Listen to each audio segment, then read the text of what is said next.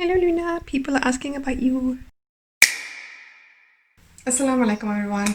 Today I am filming a Q&A. I don't think it needs much of an introduction, so I'll just get started.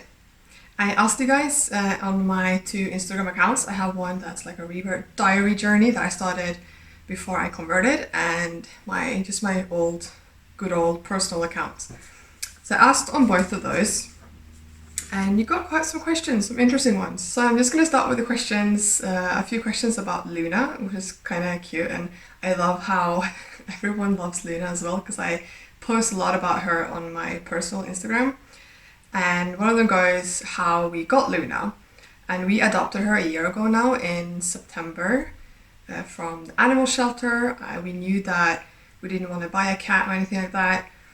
The the purpose of getting her, at the time I was studying, and we were dealing with some immigration stuff with my husband, because Norway is quite the difficult country to get into, I guess, even though we're married. So we knew that there was a possibility that I would be spending some time alone. So what better way to have some company and get a cat. So we decided to get a cat last September. And we know that she came from a criminal home. She was taken away by the equivalent to like animal cops in a sense, because she was not treated right. And yeah, it was a home with some crime. So I'm like looking at her sleeping there. She's adapted very well. She started out being very scared. She would like run out of the room she will run out of the bathroom or the bedroom if I walk in, as if she's not allowed to be there. I don't care if she's there, but if the door's open, she's walked in, she would like hurry out thinking she's in trouble. But that's just, I think, something from her previous home.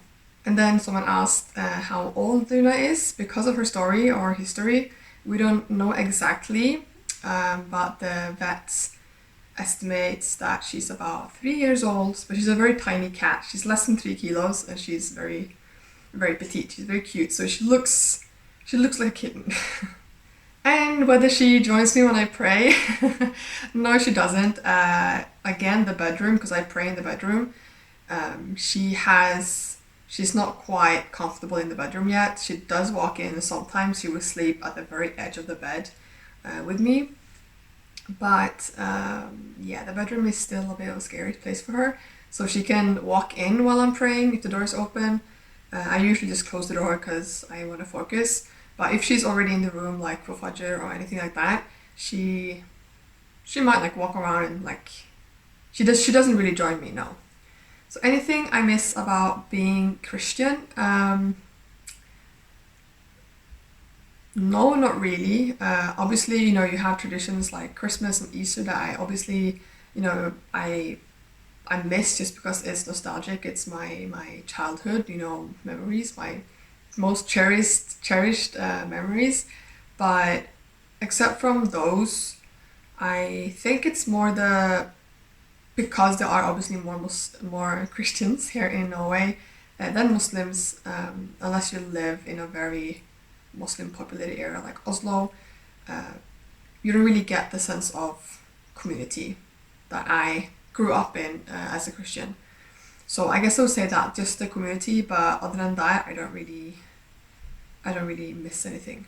How old I am? I am 24 years old this year. Will I move to another country, or will we move to another country? Perhaps we will. Right now, obviously, things with COVID are it's not easy to plan ahead, so who knows? I think the only possible country we would move to right now, if that would be even something to consider right now, it would be Sweden. But obviously because of COVID, that's not possible either way, just because Sweden is easier.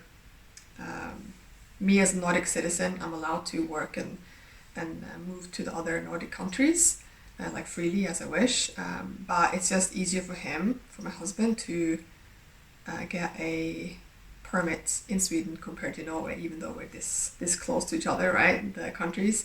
But Norway is really, really strict. What I like most about living in Norway, I should have my husband here to answer as well, just to get like a different perspective, but Honestly, it would be, well, the given, I think, is the free healthcare, even though we have big flaws in the healthcare system, but um, free healthcare because we pay taxes, and we also have relatively high income.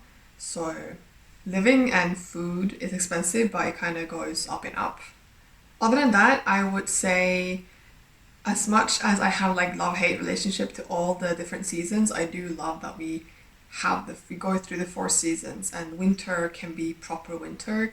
And especially in the north of Norway, you have the northern lights in the winter, and you have the midnight sun in the summer. And that is also what I grew up with, because I am from the north. So that's what I really love that about Norway, and I wish that my children can grow up with the same, environments that I did. The same seasons, the snowy days, and the the blizzards, the rough weather. Following zodiac sign or reading zodiac is considered by the majority of scholars, if not all, I don't want to quote anything, but it's haram, or it's impermissible, because believing in a other force, like the horoscope and stuff like that, is a form of shirk, or shirk, which means that you are basically believing in different power and a different deity than God. And that's very crucial in Islam. That's the biggest sin you can commit, is associating any partners, or believing in another deity, higher power than God and than Allah himself. So no, I doesn't matter what the calendars would say my zodiac sign are. I don't care.